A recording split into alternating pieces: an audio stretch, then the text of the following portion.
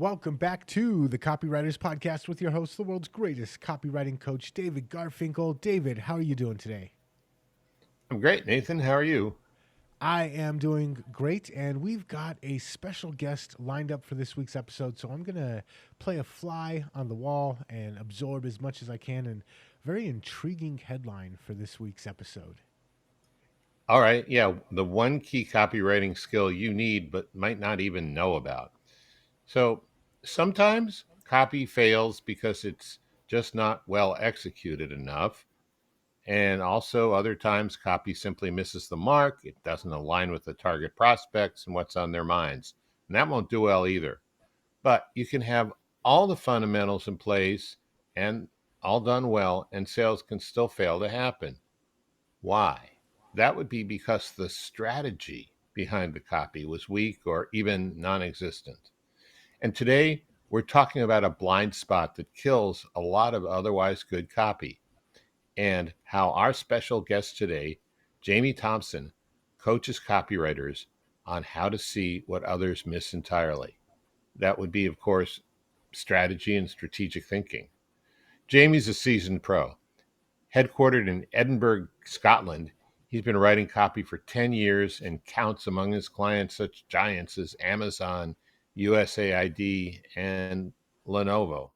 But he's had many other clients, over 500 in all, and he's made it his mission to teach copywriters how to think like strategists. 80% of Jamie's clients come back for return engagements. So you'll definitely want to know some of what he knows, just as you undoubtedly want to know that copy is powerful. You're responsible for how you use what you hear on this podcast, and most of the time, common sense is all you need.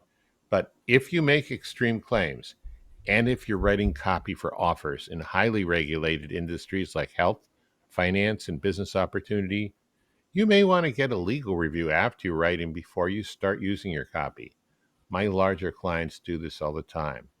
So, Jamie, welcome and thanks for joining us today. Thanks very much for having me, David. I've been a fan of the show for a while, and it's nice to be a part of it. Yeah, well, glad to have you here. Um, so let's get right into it. We got so much to cover. What is strategic thinking, and why is it Im- so important for copywriters, in your opinion? I mean, could you give us an example of how a copywriter would approach a problem without using strategic thinking, and then how they would approach it if they knew how to think strategically? Yeah, so I think without strategic copywriting, a copywriter might be tempted to just jump in and start writing from intuition without really understanding the purpose behind the copy. And in those instances, all you're really doing is second guessing what the client wants and what the copy needs to say. Whereas when strategic thinking is involved, it's starting from a place of purpose. What is the purpose behind the project, rather than simply trying to make the copy sound good. So it's about taking a step back and asking the right questions and understanding the motivation for the project in the first place. To me, strategic copywriting is a more holistic approach. It's not just focused on execution. It's more about getting the results that the client is looking for. And what kind of differences have you seen when people stop just writing from their gut and start thinking strategically before they put pen to paper or fingers to keyboard? I would say the main result is that you end up getting copy that fulfills a specific purpose and ultimately is more effective, and it gets the results that a client wants. Um, Going through like a sort of strategic framework process, it helps cut down on rewrites after you've sent that first draft, because inevitably, as part of the strategy, the client is involved as well. And so they are more likely to understand your thinking behind the process, and why you've structured it in this order, or why you've chosen this particular word. So it ultimately leads to less rewrites and happier clients. Great. So, what kind of challenges does people, depending on AI too much, present that strategic thinking can fix? So I think the main challenge at the moment is that, as a result of the rise in automated writing tools, there's a lot of similar sounding copy out there on websites. And strategic thinking solves that by getting to the purpose of the project. It helps differentiate brands in a saturated space where, a lot of companies end up sounding the same. Um, I think there is this kind of um, impression or like trend at the moment that people think more words and more volume equal better results. And obviously, ChatGPT and other tools can produce words at volume, but that's really all it can do. It can just produce words, but it's the thinking that goes in that makes the difference. So, to my mind, strategy helps define the purpose of a project. And then, if you're using AI to do the execution, then fair enough. But the main challenge it solves to me is it makes copy more purposeful, gives it more intention, and it differentiates a brand in their industry. Okay, good. So, you've said that strategy is often what clients are paying for, even though they don't ask for it directly. What did you mean by that, and how did you figure that out? Yeah, so I very often I'm not necessarily asked to provide strategy to clients. Normally, what they ask is for better copy. Um, and ultimately, I think what makes better copy is the strategic thinking that comes beforehand. So, if you're able to get involved in a project earlier, then you get the opportunity to shape the brief and to influence the outcome. So, Mhm.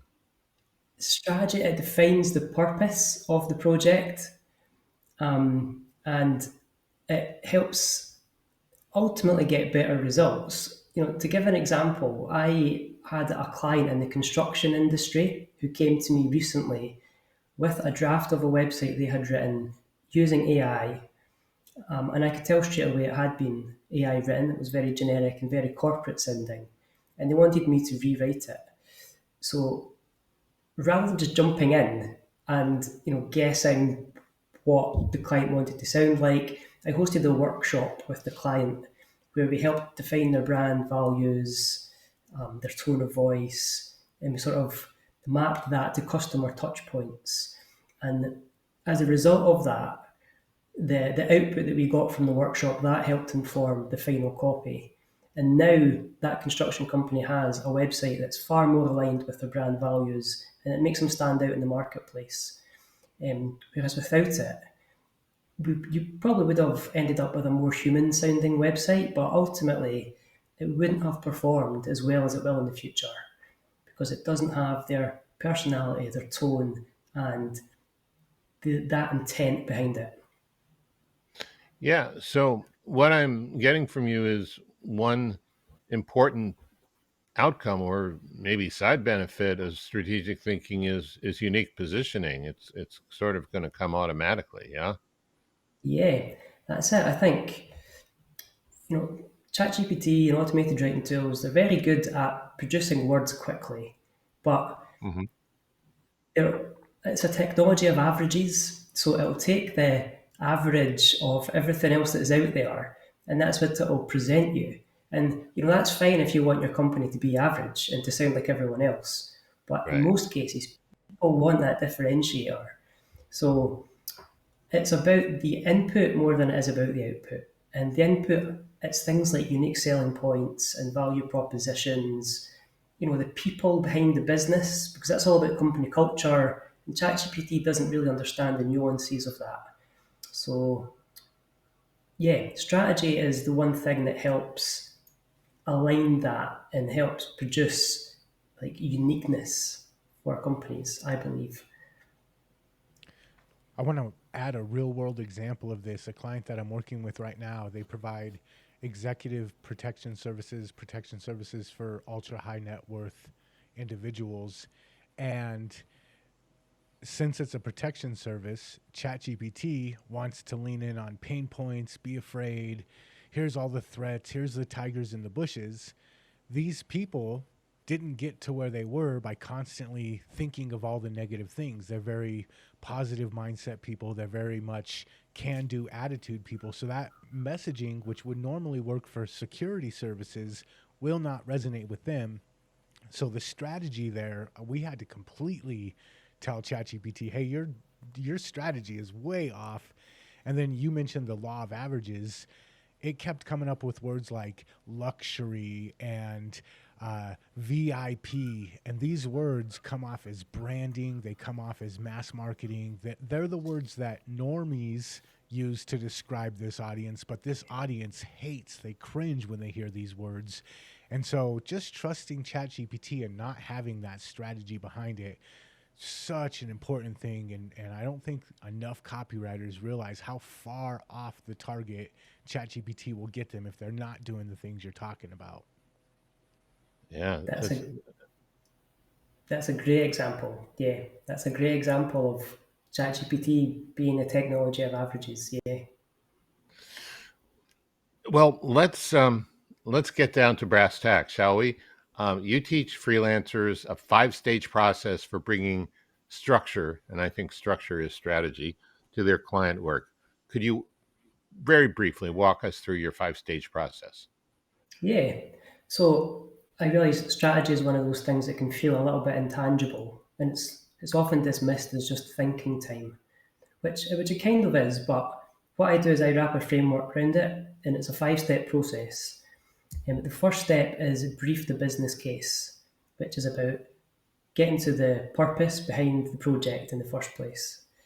The second stage is frame the funnel, which is about understanding where this piece of copy fits in to the customer journey. The third stage is structure the story, which is about determining the overarching narrative of the copy and the flow of it. And then the fourth stage is manage the messaging, which is all about messaging hierarchy, making sure the most important messages appear first, and also being aware of customer touch points and where customers might have objections in the copy and making sure that you're raising them first. And then finally, the fifth stage is craft the copy, and that's the execution. So the writing, the editing, and the proofreading. And wrapping that framework around the idea of strategy, it avoids copywriters writing blind essentially and second guessing what they think the client wants to hear or what they think the copy should say. And ultimately, it ends up that the copy gets better results because it meets the expectations of all the stakeholders that are involved.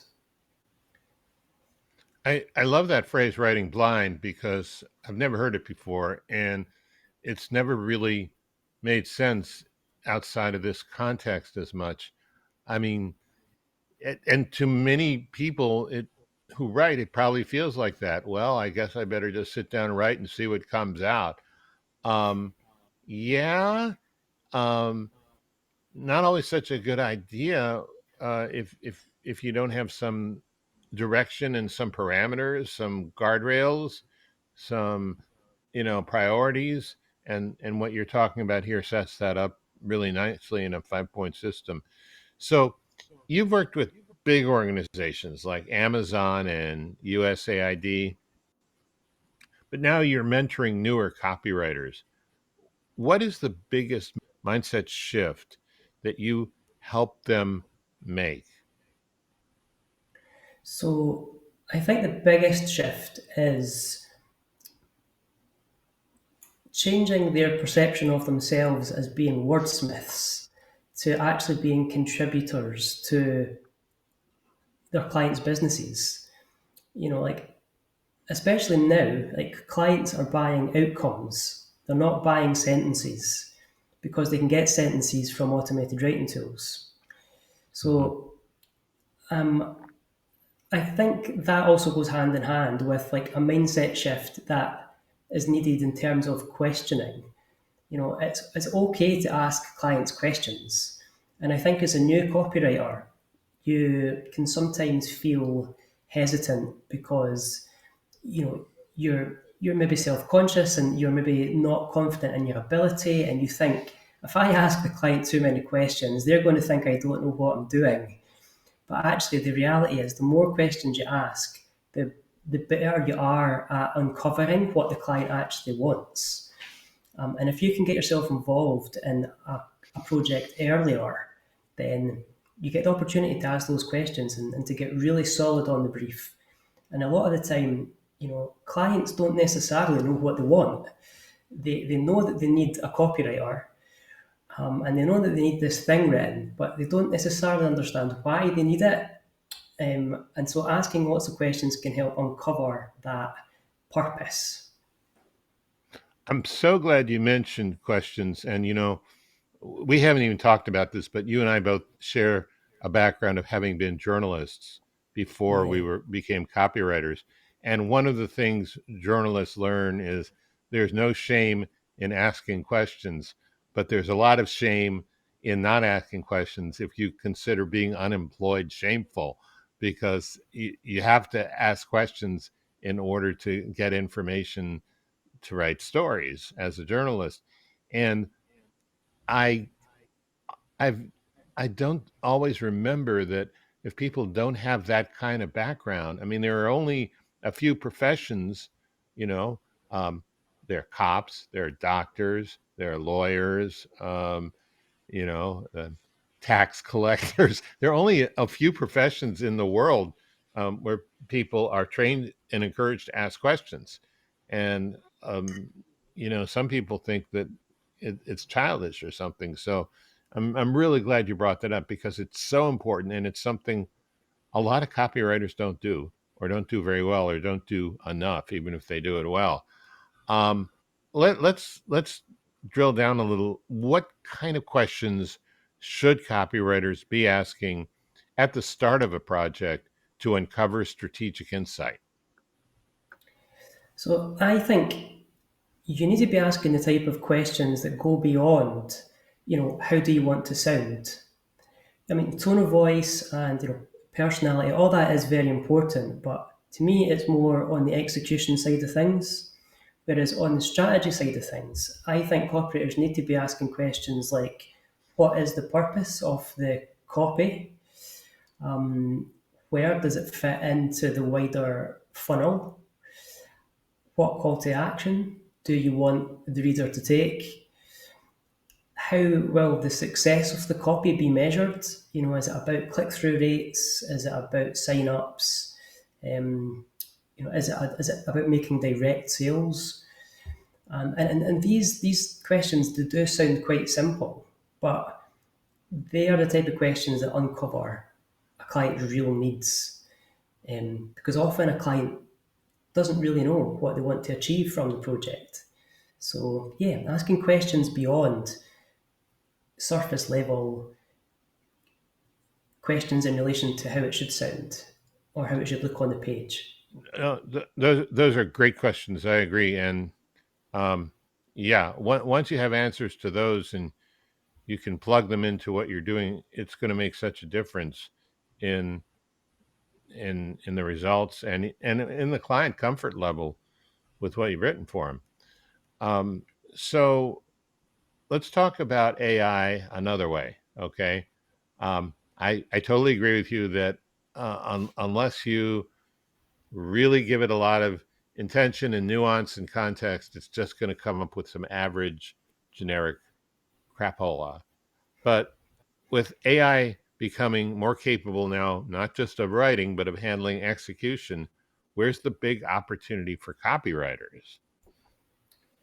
So yeah, I think because that like market for execution is shrinking, then the opportunity is in solving customer problems.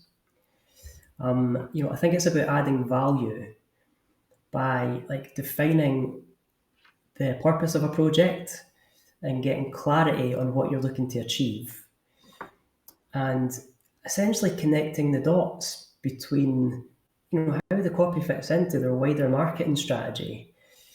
And yeah, the way to do that, I think, is to ask questions, and that's where the opportunity lies. And in my opinion, like, thinkers are harder to replace than wordsmiths. And that kind of echoes the sentiment of one of your previous episodes, actually, where you interviewed Kath Rehorn, where she made the point that like, ChatGPT is good at analyzing, it's good at finding trends, and it can organize information, but only if human thinking comes first. And that's very much my approach to it as well. Like, ChatGPT is a tool, but without the thinking coming first, then it is kind of made redundant. Key point. And yeah, Kath had some great things to say about AI, including that. And I think she understands the necessity of the human directing the process, as do you, as you just mentioned. You have a free email course that helps freelancers uh, strengthen their strategic process, or maybe develop it from the ground up. What does the course include, and how does it help people? I do, yeah. So the course is called Think Like a Strategic Copywriter. It's a free course that's delivered by email over 5 days, and it aims to make that mindset shift that we were talking about earlier. Hmm. So it helps copywriters, like, develop better briefs for themselves based on what the clients tell them. And it helps them develop strategic habits and introduces the idea of messaging hierarchy and charging for strategy, as a service in addition to the execution. And yeah, it's there's an assignment at the end of it as well, so that you can apply what you've learned and put it into practice, and then you have something to show for it as part of a portfolio piece if you're a new copywriter. Yeah, and it's available through the website brandnewcopy.com. Yes, we will put a link to that um, in the show notes, and mention it again. One other question I think is important. If someone is listening right now and they're thinking, well, I'm not a strategist, what would you say to them? I would say that if you already have copywriting clients, you'd be surprised that you may actually already be offering strategy. It's just that you're not framing it in that way, and you're maybe not charging for it. Like, any kind of consultation that you have with a client, like at the start of a project, you might have a Zoom call, you might be asking them a few questions or getting a brief from them. Inevitably, you're going to be giving them some thoughts. And to me, that's all, like, valuable to them. So that essentially is strategy. If you are able to, wrap it up in a way using a framework that you can, like, almost sell as a workshop, then that to me is the easiest way to do it. And that's how I approach it with clients as well. Like, I organize like a 2 hour Zoom call, and usually have a few slides ready. I would do a bit of competitor research beforehand, and have certain points prepared, and essentially take them through the slides and ask questions, and maybe add in a few exercises if it's like a tone of voice workshop, for example, and charge for that separately in addition to the execution. But they Yeah. must like that, right? I mean, you know, so many copywriters, in my experience and from what I hear, kind of take the opposite approach. I mean, this may be outdated, but back in the day, I knew this guy. He was A-list copywriter. Had some real big hits, but his his communication with the client was, send me the research, and then don't call me for 2 months. You know, and there was no communication. Um, so I think I don't think that would fly these days. I mean, maybe if you got the eccentricity cred, you can pull that off, but that's not what most people want, right? Yeah, unless you are a sort of torture genius, I think it's all about communication. Clients do appreciate you having like those touch points with them. Yeah. And like for that reason, I'm a big fan of skeleton drafts, which is kind of like a bridge between the brief and the first draft. So you almost like providing them with like a suggested structure and some notes on how you would approach a project, and getting their feedback on that first. And that gives them an opportunity to be involved early before they even receive a first draft. And it's just having those touch points along the way that I think a client really appreciates. And ultimately, I think it leads to a better result because the client feels like they have actually been involved in the process. They haven't Mm. simply given a copywriter a brief and a couple of months later received 10 pages back that they think is okay, but they're maybe not quite sure. Whereas if you're in constant communication with them, you're explaining your thought process, and it gives them an opportunity to question what you're doing as well. Yeah. One thing I'd throw in there is with the skeleton draft, it's very tempting to say etc. or leave typos in there, or in other ways be very casual, like you were talking to a buddy. Not a good idea. I mean, I learned this from Joe Schriefer at Agora, where when copywriters would pitch an idea to him, he didn't want half-baked ideas or conceptual stuff. He said, I want you to pitch it to me like I'm the end customer, and your two-line pitch is going to make me want to buy it. And I think that, you know, you should apply the same kind of thinking to something like a skeleton draft. Make it as professional and error-free and glistening and intriguing as possible. Don't just show them your random thoughts in the middle of the night. Yeah, absolutely. I mean, like approach it like a pitch deck. Essentially, like in a lot of cases, a skeleton draft will be like 85% of the way there to being a first draft. Yeah. You're making the key points that you'll be making, and you're presenting it in a very very polished way. You just you maybe aren't establishing the tone of voice or the exact language that you'll use. But it gives you an opportunity to present your thinking. Yeah, But it's yeah, it's more logical and neutral rather than personal and customized, right?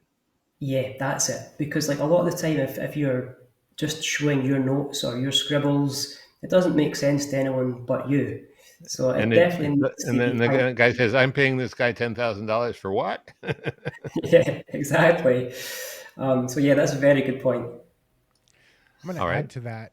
When you're the person tasked with selling the thing, not just the person providing or creating the thing, you look at it a lot differently. You're looking for things. What makes this unique? What's the desirable difference? What's the emotional state? Is the person we're selling to more in a scarcity mindset or an abundance mindset? All of these things that you have to think of that play into the strategy as the copywriter, as the marketer, that you never even have to think of as the business owner or the inventor of the solution. That right there is a very valuable reframe that if you can if you can communicate that, all of a sudden you become instantly more valuable, and they don't want to get rid of you. They don't want to pay you the 10 grand and then never hear from you again. They're like, hey, can we bring you back on for this next project? Can we have you come on and write these next series of emails? If you're just, hey, give me the data and I'll write it and you'll hear back from me in 2 months, you're missing out on a huge opportunity to provide extra value and then get extra value in return. So I love all of this that you guys have been talking about today. Yeah. Yeah, Well, let's talk about how people can reach out to you if they want to email you. You want to share your email, and we'll put it in the show notes too. yeah. So it's Jamie Thompson at brandnewcopy.com, and yeah, Okay. feel free to reach out, and any questions anyone has about strategy, then you can get in touch. Okay, and Thompson is spelled without a P, right? No, JAMIETHOMSON at brandnewcopy.com. And then you got your free course, email course, Think Like a Strategic Copywriter. And we'll put the link in the show notes there. perfect. Awesome. Jamie, thank you so much for coming on today, man. This was a fantastic episode. Listeners, if you want the easiest way to find Jamie's website, just go to copywriterspodcast.com. We'll have a link in the show notes for you there.